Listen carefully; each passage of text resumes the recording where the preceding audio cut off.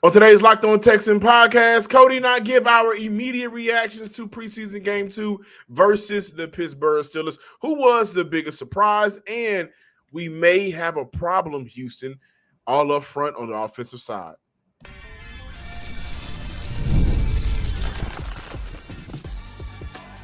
You are Locked On Texans, your daily podcast on the Houston Texans. Part of the Locked On Podcast Network, your team every day. Welcome in, everybody, to this weekend's episode of the Locked On Texans podcast, a part of the Locked On Podcast Network, your team every day. Thank you to all of our first-time listeners and viewers. Please subscribe, like, and comment to the Locked On Texans podcast on YouTube and wherever you listen to your podcast. Also, shout out to all of our everydayers coming back to continue to listen to Cody and myself talk Texans.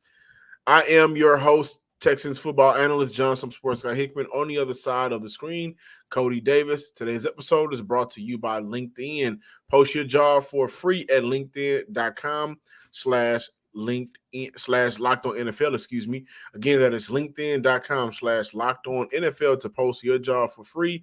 Terms and conditions apply. Cody, take us away. And on this weekend installment of Locked On Texans, John and myself will be breaking down the 20-12 preseason victory that the Houston Texans had an opportunity to record against the Pittsburgh Steelers.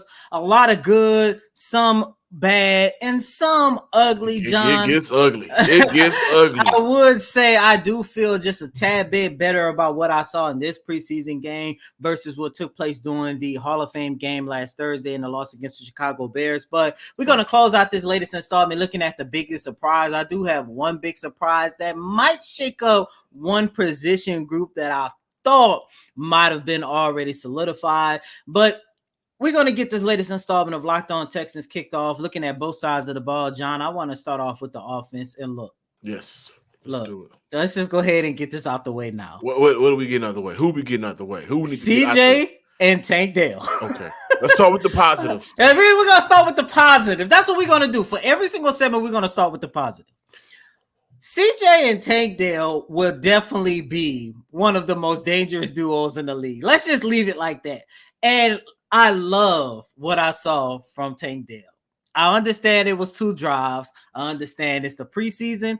But, guys, what I saw when Tank Dell had an opportunity to record a touchdown reception from C.J. Stroud, man, the way he was able to record those yak yards, the way he was able to shift his body, the way he was able to get inside the end zone is definitely what I have been seeing and what I've been saying ever since OTAs. Regardless of him going down with a broken leg, you know, the unfortunate situation that happened, what was that, back in April, if I'm not mistaken, when he got shot in the leg.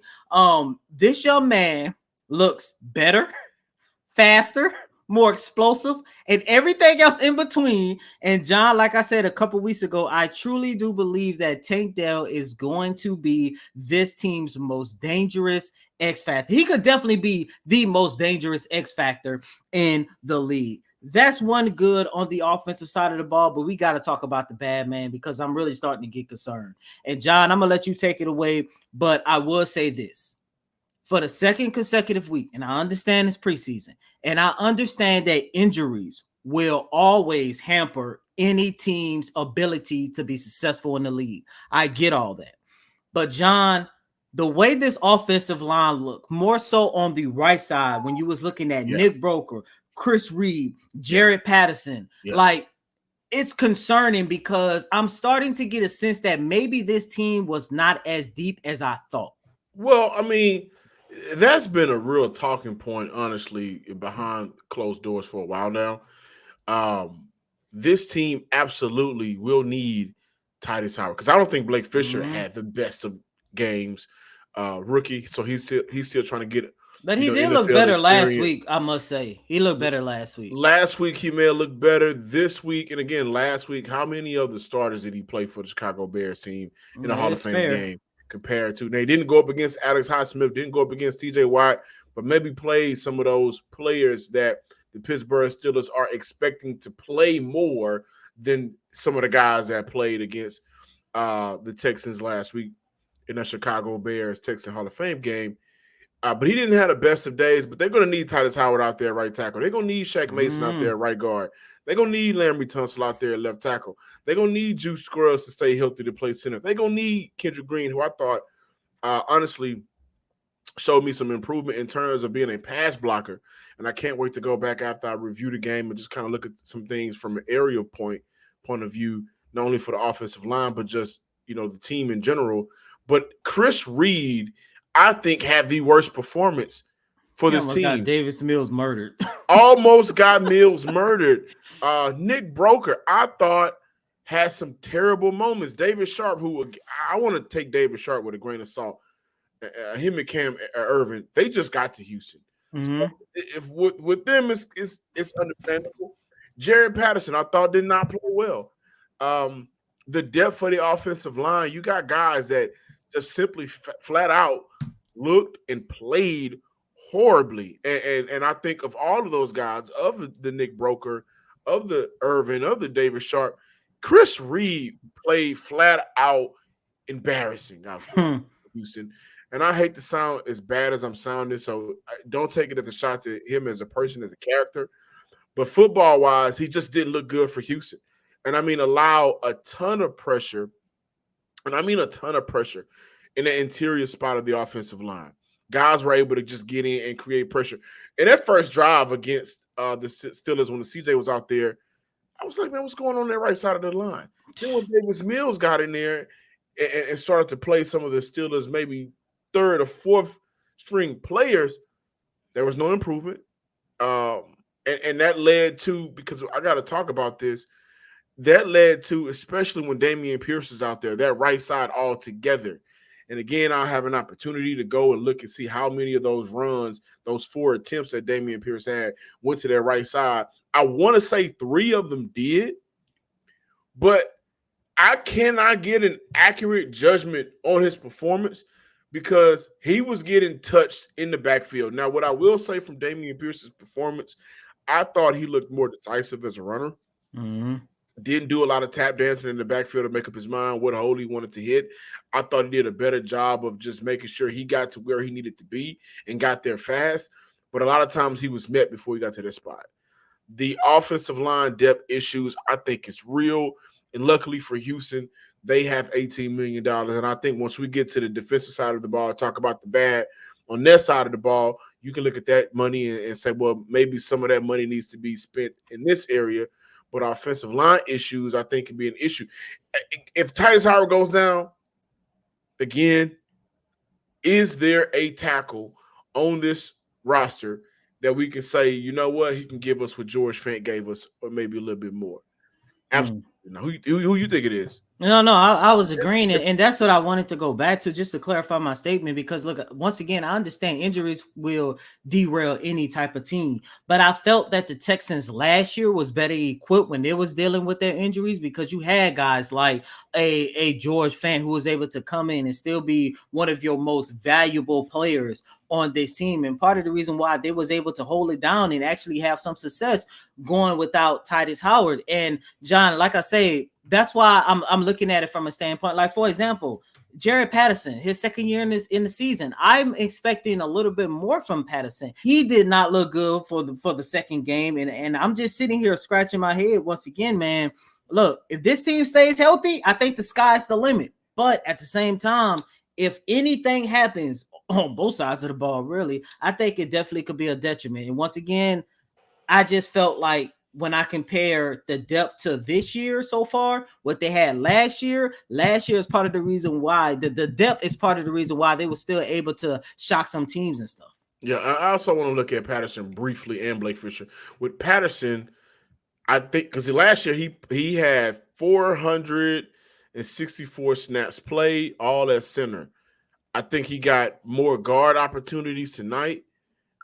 Maybe being out of position hurt him, but he was kind of like one of those guys that can play inside at the center or guard position. For Blake Fisher, my notes on him was, and I'm going to say this, and I'm going to also bring you guys back to a guy who I just mentioned I saw some better improvement out of. Blake Fisher, I thought did a good job of maintaining.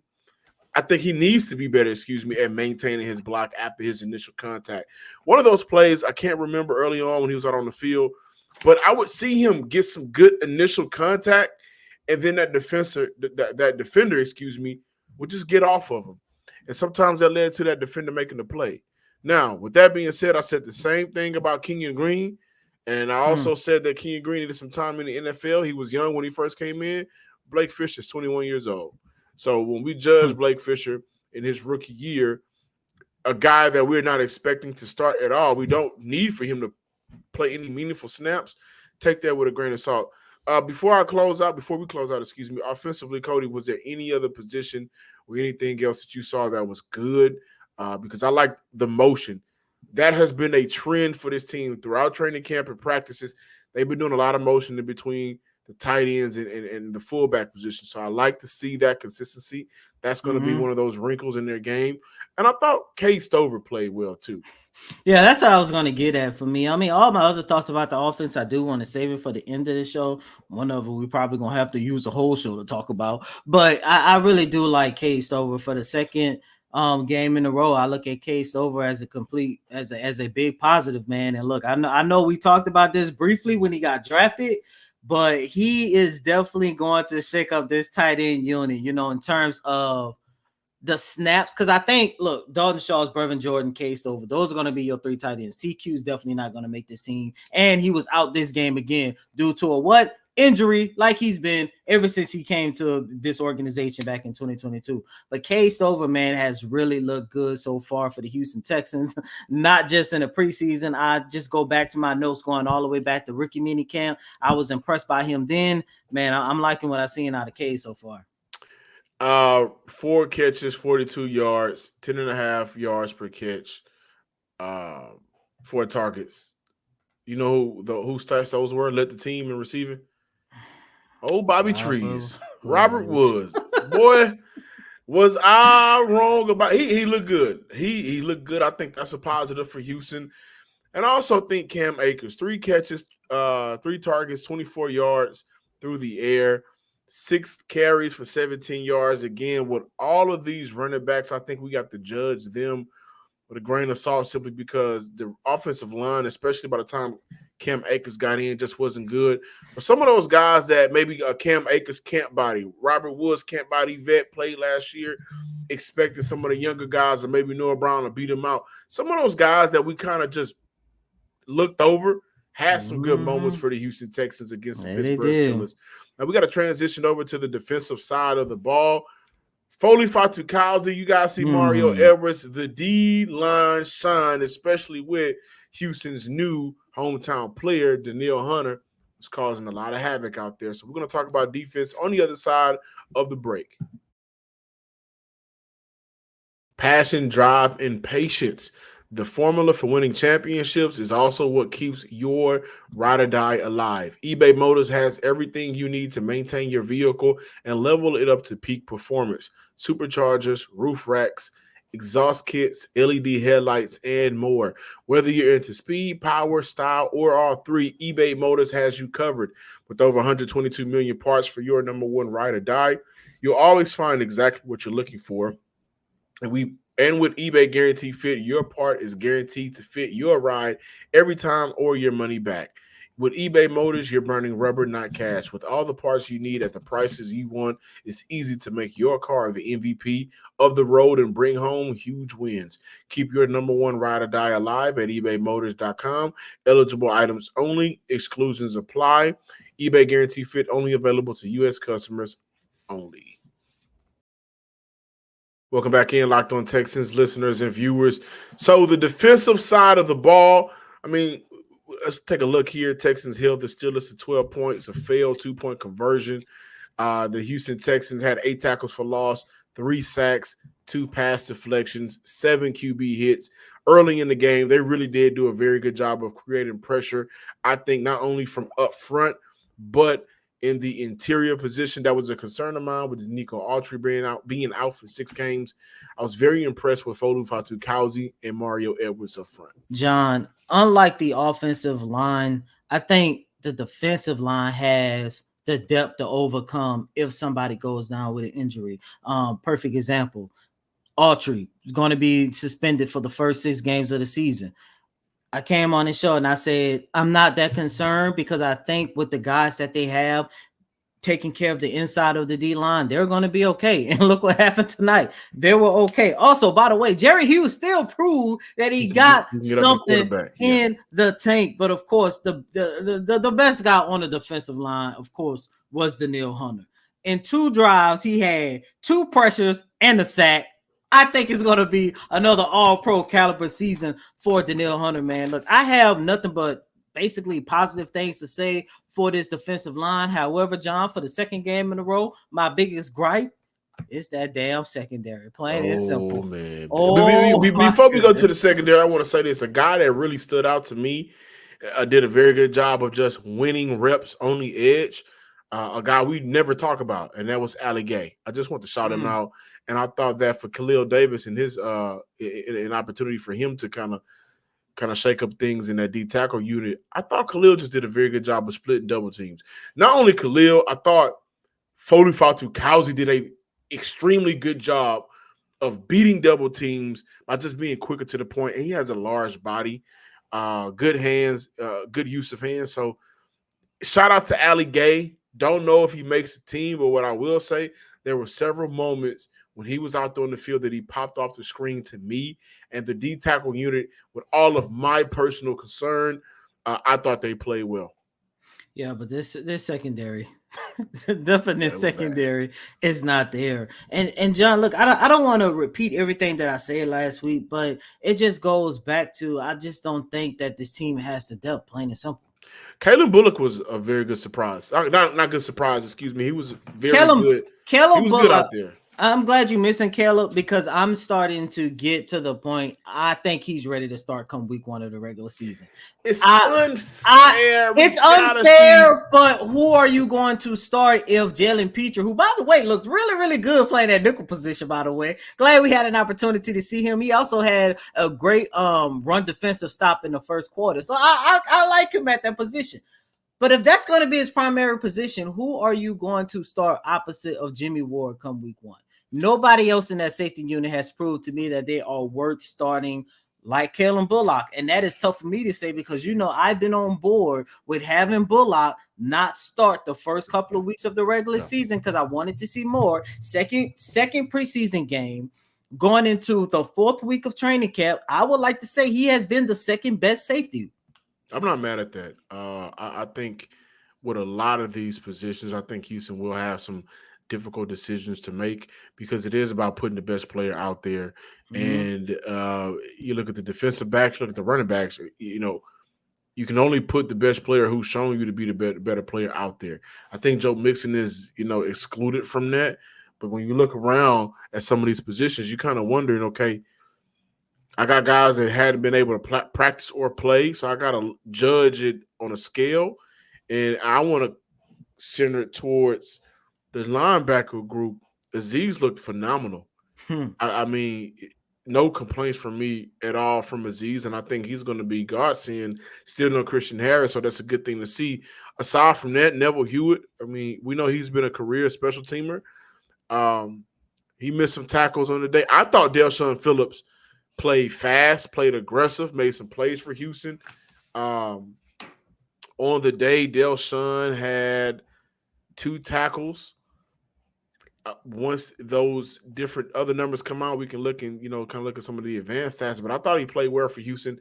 That was a play that he made when he took on a center, and I think that's the play where Jerry Hughes was able to get the sack because of the pressure Phillips created on that center. So that's a huge point for me to make. And I didn't know Kalen Bullock played center fielder in baseball, so it showed up tonight, being able to run from the center field of the NFL field and make a play on the sideline. Almost had an interception if he was able to get his feet down, or if that was a better thrown ball. Secondary was some concerns.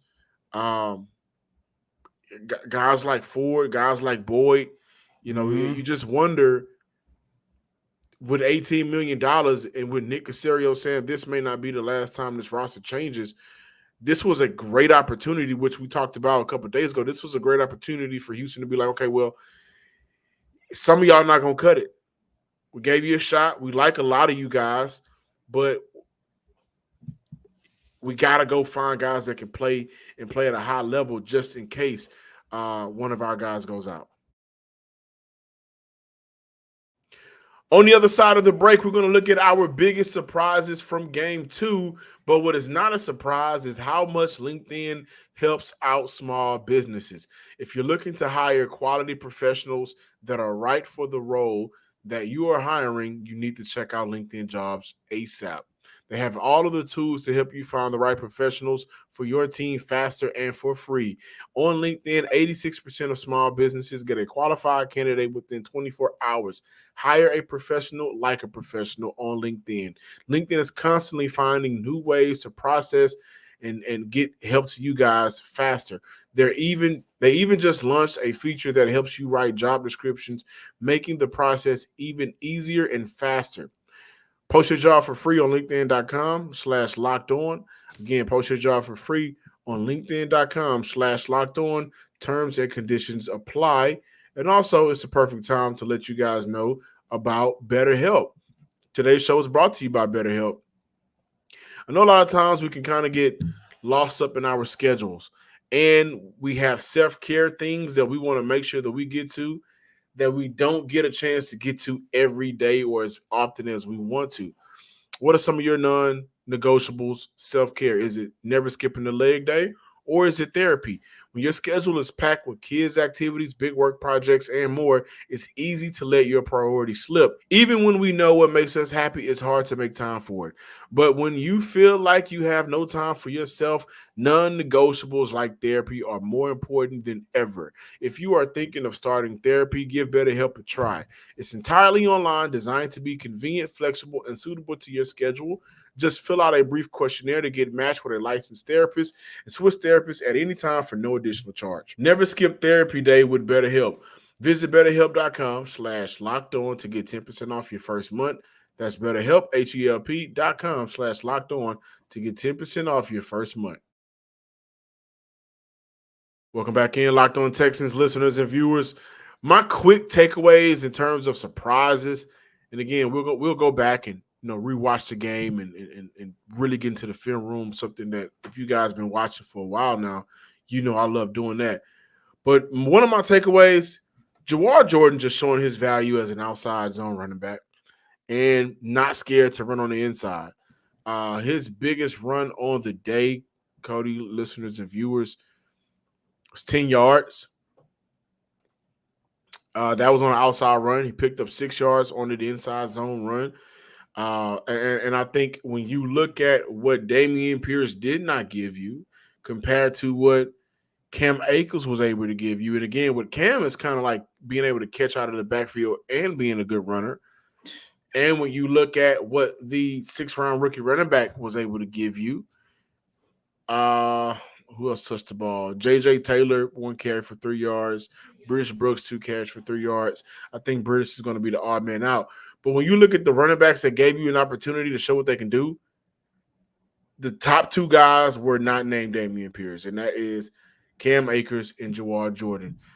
And Jawar, I don't want to say he was a big surprise, but I think that what surprised me was how good of a job he did in making the most out of his opportunities. Man. Now, it looks like Cody's surprise is not a good surprise. For the second game in a row. And John, I think we really got to have this tough conversation, and maybe we'll do this on the next installment. But the biggest surprise to me, or one of the biggest surprise, was how non-existent John Mechie looked, man. I mean, yes, there was moments where he got open.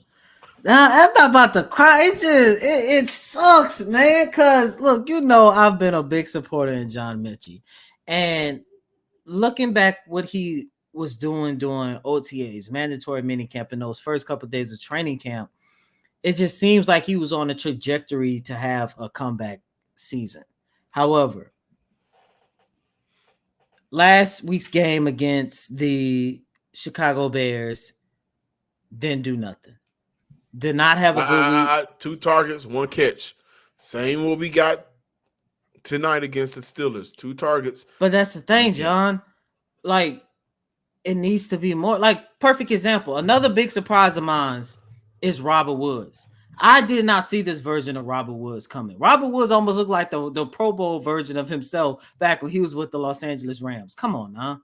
And I'm looking at John Mechie, and look, this wide receiving core is competitive. It is. We know that they're not going to carry no more than 6 wide receivers on a game day. At this point, I'm starting to think, where does John Mechie fit? Like, he hasn't done anything to stand out. Well, on multiple occasions, I saw John Mechie do his job, and the quarterback either had pressure in his face and was not able to find him. And when we was watching the game, there was a catch that was thrown his way. Apparently, it was an accurate throw by Davis Mills, and John Mechie dropped it, but that went on during the commercial break, so we didn't get a chance to see it. But 2 targets, 1 catches for 7 yards. But outside, after that, he caught his pass. He would get open. He would create some separation. I saw one from my eyes, and I can't wait to go back and watch on the outside, where I thought Davis Mills should have gave himself an opportunity and Mechie an opportunity and just threw it up for Mechie to make a play, because I thought he got open. I think he was on the right side of the field. This was during the 2-minute drill. By the way, I thought Davis Mills looked very good. I thought that he could have been a little bit faster and play with a better sense of urgency during that 2-minute drill, but he got him down there for extra 3 points. I thought he made some plays, but that was one of those moments I was like, man, just give John Mechie a chance and just lay it out there for him to go get. Got some separation. I cannot judge him right now. He has not played a full football game this season with C.J. Stroud. I can't judge him right now. He had a drop, yes. The opportunities are just not coming his way. But at the end of the day, we were looking for John Mechie to be the 4th, 5th receiver. Mm-hmm. And when you are playing with a Davis Mills, when you're playing with and no shot to Davis Mills, I thought he looked good. He looked like the unequivocally number 1 backup. When you're playing with a Tim Ball, some of those opportunities that you're building with C.J. Stroud may not come to you because of the lack of talent in between the quarterbacks, or just I get that, wanting to John. get the ball out quicker. I get that, but I also look at it from a standpoint that didn't stop Robert Woods this past game. Even when you take a look at last week's game, that didn't stop Ben Skoranek. That didn't stop Xavier Hutchinson. How many of those passes were inside the numbers? And the one pass that John Mechie dropped, we still don't know. Haven't seen it, so we're being fair.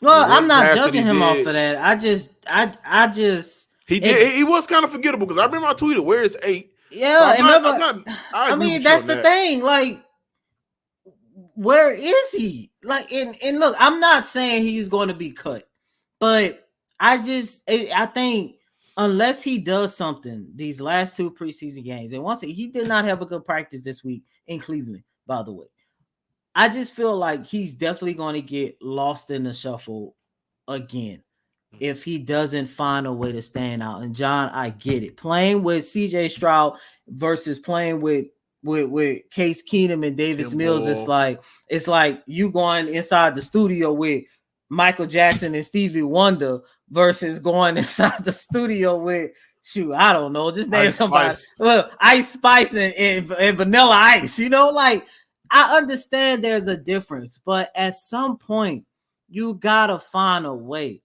to make the most with the hand that you was dealt. And look, 2 games into the preseason, he hasn't done it, and it's starting to be a concern. I'm not giving up on my boy, but it's starting to be a concern. That was, the biggest surprise for me this game. I really thought we was gonna get a John Mechie, somewhat of a breakout game, and there was moments where it's like, man, it's even on the field. Yeah, no, I do agree with you. I did tweet where it's 8, but again, we were not